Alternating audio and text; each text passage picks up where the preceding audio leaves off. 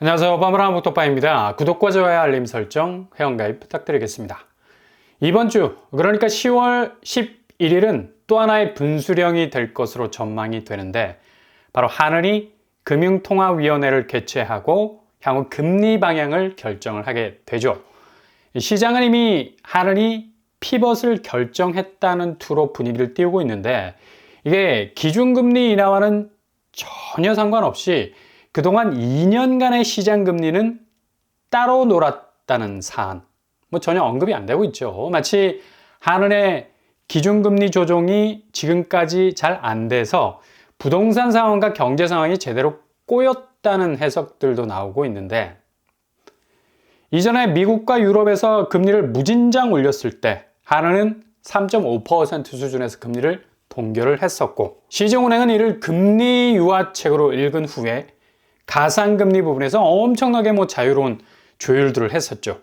그렇게 고금리 상황이 계속되고 있었음에도 불구하고 2%대 시중금리를 유지하면서 엄청난 대출 수요를 빨아들이는 일도 가능할 수 있었는데, 이게 정책대출, 특례대출과 신생아대출 저금리와 맞물리면서 고통분담을 하고 있던 세계 도처의 고금리 상황과는 한국의 금리는 완전히 반대 피벗을 하고 있었던 거였죠. 그래서 국내 가계대출 수요가 폭발을 할 수밖에 없었던 거고, 특히 주담대 부분은 거의 사상 유례가 없을 정도의 기록 경신까지 했었는데, 8월달 가계대출이 10조를 찍는 기염을 토하기도 했었습니다. 이렇게 상황이 급박하게 돌아가다 보니까 금융당국에서도 서둘러 가계대출 관리하지 않으면 죄다 부채가 부실로 바뀔 수 있는 금융 쓰나미가 현실화될 수 있는 위험, 충분히 있을 수가 있어서 서둘러 시중은행 금리 인상과 대출 규제 시동을 건 건데요. 지금 한은이 10월 11일 금요일 날 기준금리 결정을 하는 데 있어서 죄다 내수경제의 부진이 중앙은행의 빗장처럼 걸어놓은 이 고금리에 있다는 걸 무한 포격을 하고 있기 때문에 한은이 어찌 보면 독자적인 결정을 내리는데 상당한 부담을 안을 것으로 보이죠. 결국 경기 부진의 원인이 과연 고금리에 있었던가? 지난 2년간의 시간들을 복기해 보면 이게 오히려 한국은 금리가 세계의 흐름과는 거꾸로 흘렀던 물살을 거스르는 연어 같은 행보를 보였기 때문에 어느 나라보다도 금리 인하 선반영이 선명하게 된 나라 중에 하나라고 봐도 무방하죠. 그렇게 금리가 몸서리를 치게 할 정도로 높은 수준에서 5%대로 밀어붙였던 미국과 유럽의 분위기와는 달리 특히 주택시장에선 한국은 완전히 다른 결로 가고 있었습니다.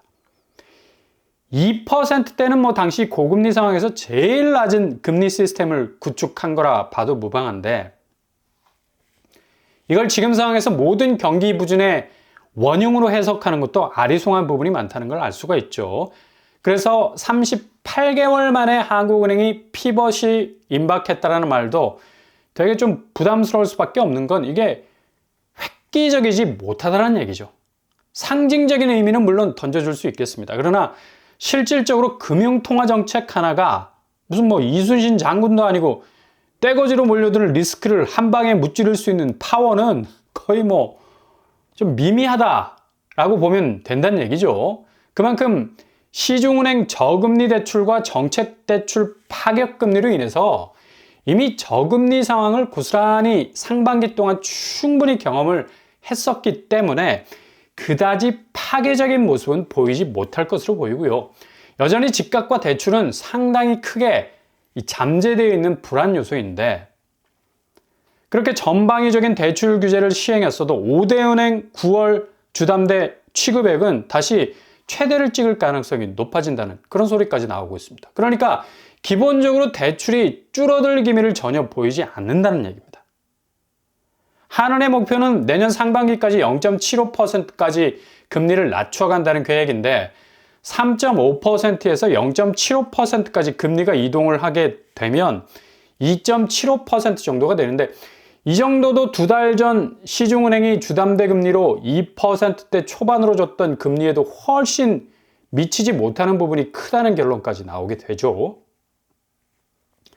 결국 시장금리에 반영되는 이 중앙은행의 금리 인하는 오히려 선반영이라는 너무 페인킬러, 진통제를 여러 대 맞아서 이게 내성이 생긴 거라 전혀 효과를 거두지 못하는 결과가 나올 수 있다는 얘기죠. 그래서 이번 10월 11일에는 0.25% 정도 베이비컷으로 갈 가능성도 커 보이는데, 이런 식으로 뭐 조금씩 금리를 인하할 수밖에 없는 부동산 상황이라서 금리 인하 효과는 전혀 장담할 수가 없다는 얘기죠. 그래서 금리가 만사가 아닐 수 있는 건 경기 침체를 막기 위해서 일단 금리 장벽 낮추는 건 당연한 겁니다. 그러나 이미 한국은 금리 자체가 부동산 경기 부양을 위해서 카드를 먼저 썼기 때문에 한국에선 부동산이 살아야 나라 경제가 살 수 있을 만큼 자산의 70% 이상이 부동산에 몰려있는 아주 특이한 산업 구조를 가지고 있어서 먼저 부동산을 흔들어 깨워야 한다는 비책을 썼는데, 이게 워낙에 그동안의 집값 오름세가 너무 지칠 만큼 피로도가 높아진 상황에서 시장 스스로가 이제 뭐 가격대가 떨어질 수밖에 없는 강력한 가격 하락 중력이 작용하는 걸 억지로 막아냈잖아요. 결국은 이로 인해서 부채만 급증하지 않았습니까? 부동산 경기가 반짝 2달 동안 잘 돌아가는가 싶더니 역시 경제 체력의 한계에 부딪히면서 다시 하락 추세로 이어지고 있죠. 그러니 아무리 너도 나도 세계 도처에서 금리 인하에 나서도 한국은 이미 긁어버린 복권이죠. 즉석 복권 한번 긁으면 다시 절대로 사용할 수 없지 않습니까? 금리 정책도 고금리 시대에 특단의 저금리 정책이 나온 건데, 이제 뭐 경기가 말라가는 걸 살리기 위해서 한국은행이 특단의 금리 인하 정책을 내놓는다 해서 지금 집값에 발목이 잡혀 있기 때문에 이게 힘이 들 수밖에 없다는 얘기죠. 결국엔 금리 인하 정책은 이미 1년 전부터 한국은 시행이 되고 있었던 거나 마찬가지다. 내수 부진의 원인이 고금리에 있었다는 관점도 어떻게 보면 완전히 모순된 말일 수밖에 없는 거고요. 결국엔 폭증한 부채가 사람들의 소비 여력이라는 입구를 딱 막아선 건데, 이게 내수 경기 자체의 회복이 정말 어려운 건 이 빚 문제가 1, 2년 안에 해결된 문제가 아니지 않습니까?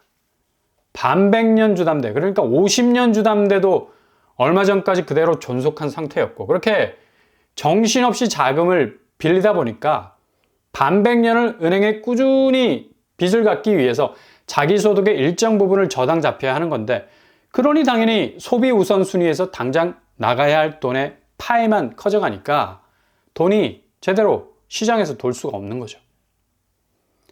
결국 알파와 오메가는 한국 시장에선 부동산입니다.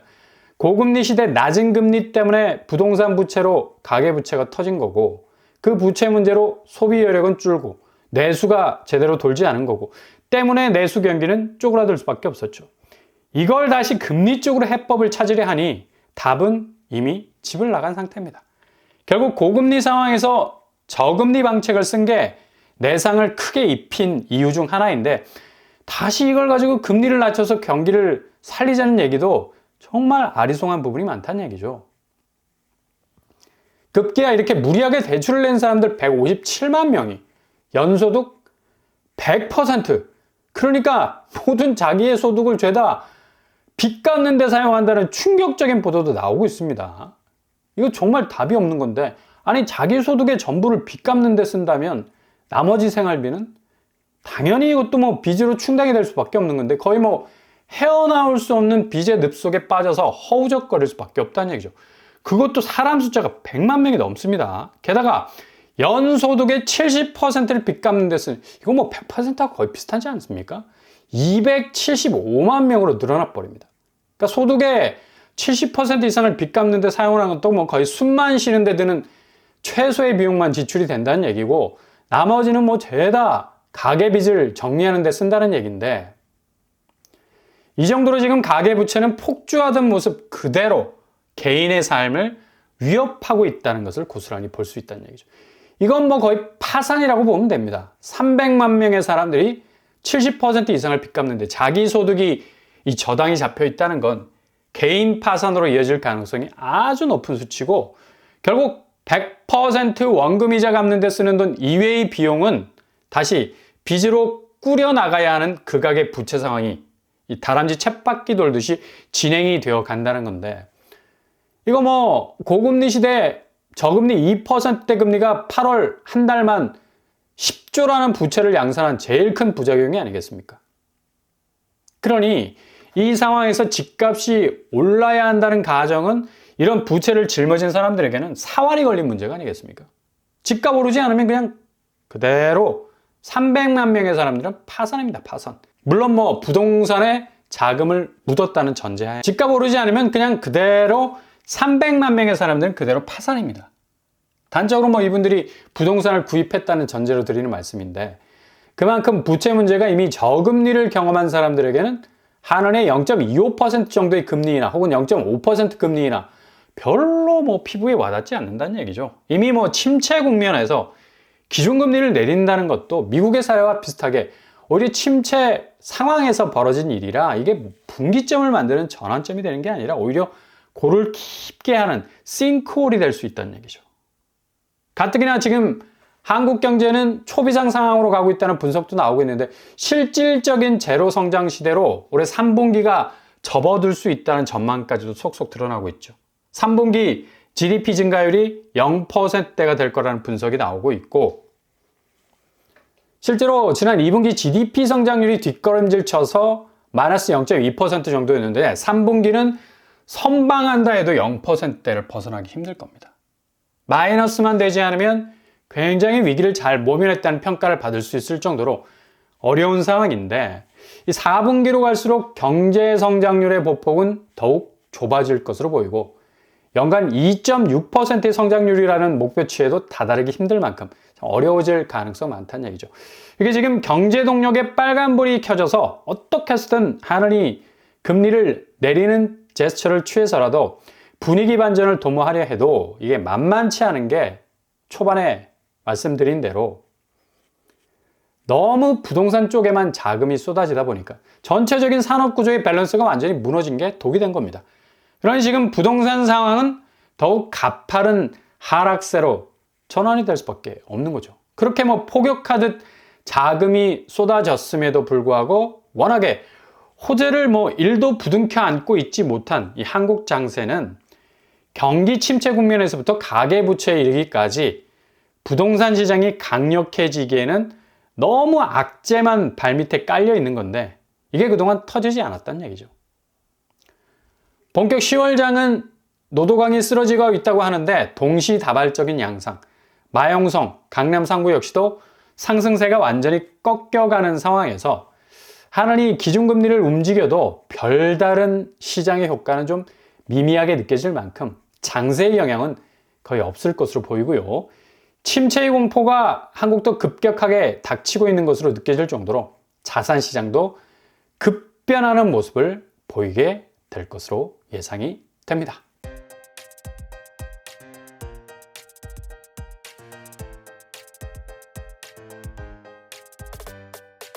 오늘의 부동산 캐릭터처 이번 주 분수령이 될 한은의 이 기준금리 결정은 생각보다 미미한 파급력을 가질 수밖에 없는 게 미 연준의 빅컷이 0.5% 인하라는 파장을 남겼어도 한국장은 뭐 아무런 파급 효과를 그동안 누리지 못했었죠.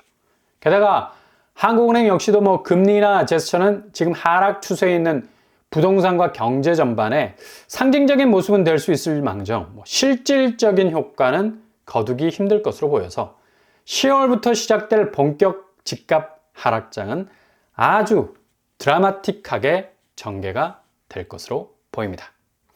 올동그랍니다. 항상 여러분의 길이 꽃길만 되실 수 있길 바랍니다. 이상 오빠한번 한복 tuk발 마치겠습니다. 구독과 좋아요 부탁드립니다. 감사합니다.